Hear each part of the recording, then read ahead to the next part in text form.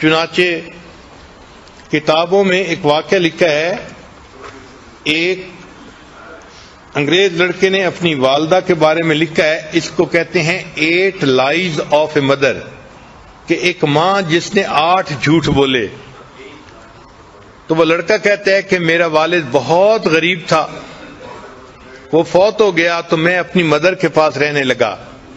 اب مدر کا کوئی ذریعہ آمدنی نہیں تھا، تو ہمارے گھر میں کھانا جو پکتا تھا وہ بھی بہت تھوڑا ہوتا تھا، اور ہمیں بھوک لگی ہوتی تھی. اور جب کھانا پکتا تھا تو والدہ میری پلیٹ میں میرا حصہ ڈالتی اور اپنی پلیٹ میں اپنے لیے کھانا ڈالتی. پھر کھانے کے دوران جب میں اپنا کھانا ختم کرنے لگتا تو ماں محسوس کرتی کہ مجھے اور کھانے کی ضرورت ہے، تو وہ اپنی پلیٹ میں سے رائس میری پلیٹ میں ڈال دیتی تھی اور کہتی تھی کہ eat this rice son, I am not hungry, کہ بیٹے تم یہ چاول کھا لو، مجھے اتنی بھوک نہیں ہے.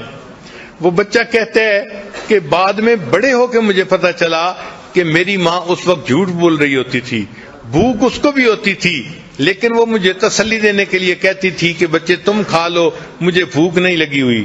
یہ میری ماں کا پہلا جھوٹ تھا. وہ کہتے ہیں کہ پھر چونکہ ہمیں کھانے میں کوئی اچھی نیوٹریشن نہیں ملتی تھی، تو جب ویکینڈ آتا تھا تو میری والدہ مجھے قریب میں ایک ریور تھا وہاں لے جاتی تھی، اور وہاں پہ ہم فشنگ کرتے تھے تاکہ اگر ہمیں کوئی فش مل جائے تو ہم اس فش کو گھر میں پکائیں اور کوالٹی فوڈ مل جائے. وہ کہتے ہیں کہ ایک دن میں نے 2 فشز پکڑی، ان کو لے کے جب گھر آئے تو میری والدہ نے ان کو کوک کیا اور مجھے کھانے کے لیے دونوں دے دیں. وہ کہنے لگا کہ میں بیٹھ کے والدہ کے ساتھ فش کا کباب کھانے لگ گیا، اور چونکہ فش 2 تھیں اور زیادہ سارے کباب تھے تو میں اس طرح سے کھا رہا تھا کہ جو فش کی بون تھی ان کے ساتھ بھی کچھ میٹ لگا ہوا تھا.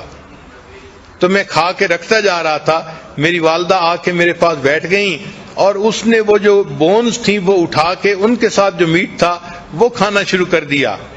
تو کہنے لگا کہ میں نے فیل کیا کہ والدہ بھی کباب کھانا چاہتی ہیں. تو میں نے کہا امی کو کہ امی آپ بھی کباب کھا لو.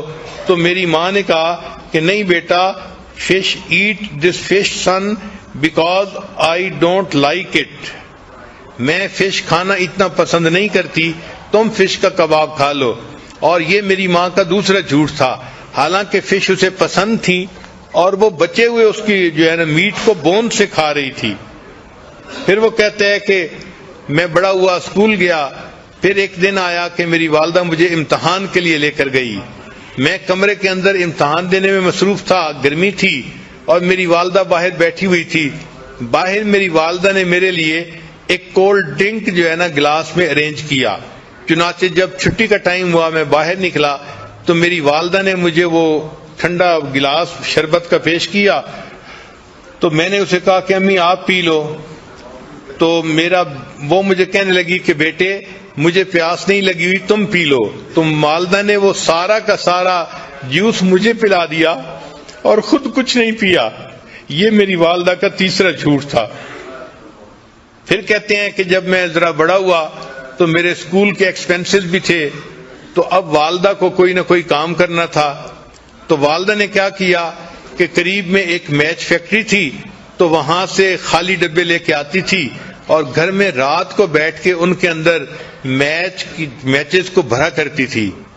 چنانچہ ایک رات میں نے دیکھا کہ والدہ ساری رات جو ہے وہ بیٹھ کے کام کرتی رہی کہ تاکہ اس سے کچھ پیسہ ملے اور میرا خرچہ چلے. کہتے ہیں صبح کے وقت جب میری آنکھ کھلی تو میں نے دیکھا تو میں نے امی سے کہا کہ امی آپ سو جائیں. تو ماں نے مجھے دیکھ کے کہا کہ go to sleep my dear son, I am not tired, کہ بیٹے تم سو جاؤ، میں ابھی تھکی ہوئی نہیں ہوں. یہ میری والدہ کا 5واں جھوٹ تھا.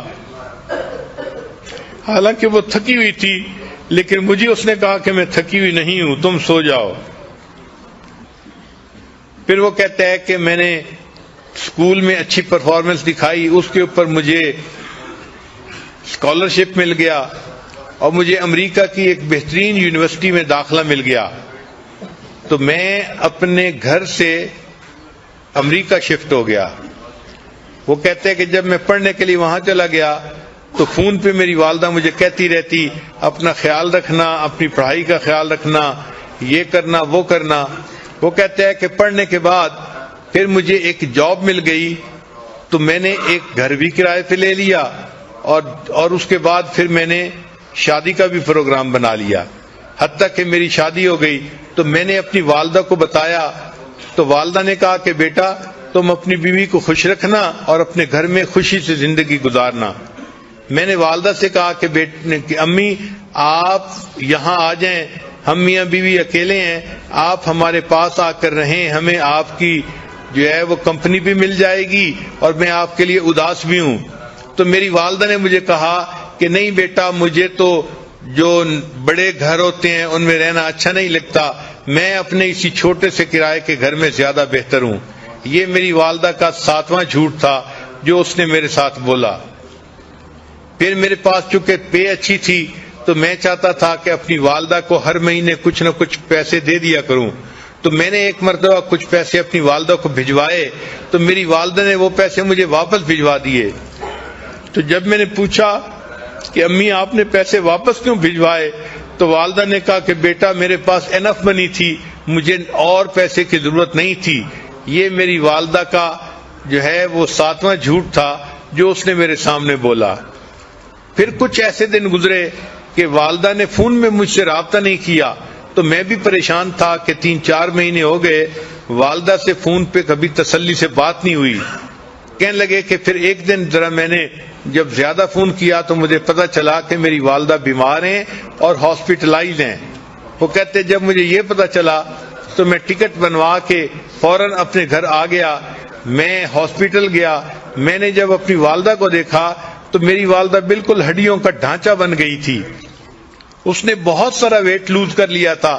اور جب میں وہاں وارڈ کے اندر داخل ہوا تو جو نرس تھی اس نے مجھے بتایا کہ تمہاری والدہ کینسر کی مریضہ ہے، اس کو چیسٹ میں کینسر ہے اور اس کو بہت پین ہوتی ہے، تو تم اپنی والدہ کا ذرا خیال رکھنا۔ تو اس نے مجھے یہ انفارمیشن دے دی تھی۔ چنانچہ جب میں نے والدہ کو دیکھا کہ وہ اتنی کمزور ہو گئی ہیں اور اتنا ویٹ لوز کر لیا ہے تو میری آنکھوں میں سے آنسو آ گئے، میں نے رونا شروع کر دیا۔ تو والدہ نے مجھے روتے دیکھ کر کہا کہ بیٹے don't cry, I am not in pain, کہ بیٹے تم رو نہیں، مجھے کوئی درد محسوس نہیں ہو رہی۔ وہ کہتے ہیں کہ یہ 8واں جھوٹ تھا جو والدہ نے میرے سامنے بولا، اور پھر میری آنکھوں کے سامنے والدہ نے آخری ہچکی لی اور وہ فوت ہو گئی۔ تو ماں کس طرح اپنے غم اپنے بچوں سے چھپاتی ہے، خود قربانی دیتی ہے، بچوں کو پتہ نہیں چلنے دیتی۔ یہ وہ محبت ہے جو اللہ نے ماں کے دل میں اولاد کی ڈال دی ہے۔ یہ رحیمیت کی وہ صفت ہے کہ اصل میں تو رحمت اللہ تعالیٰ کے پاس ہے، مگر اس نے اس کا چھوٹا سا ایک ذرہ ہر ماں کو عطا کر دیا تاکہ انسانوں کو پتہ چل جائے کہ میری رحیمیت کا کیا معیار ہوگا اور میری رحیمیت بندوں کے ساتھ کتنی ہے۔ وہ اپنی ماں سے کو دیکھ کے سمجھیں کہ اللہ اپنے بندوں سے کتنا پیار کرنے والا ہے۔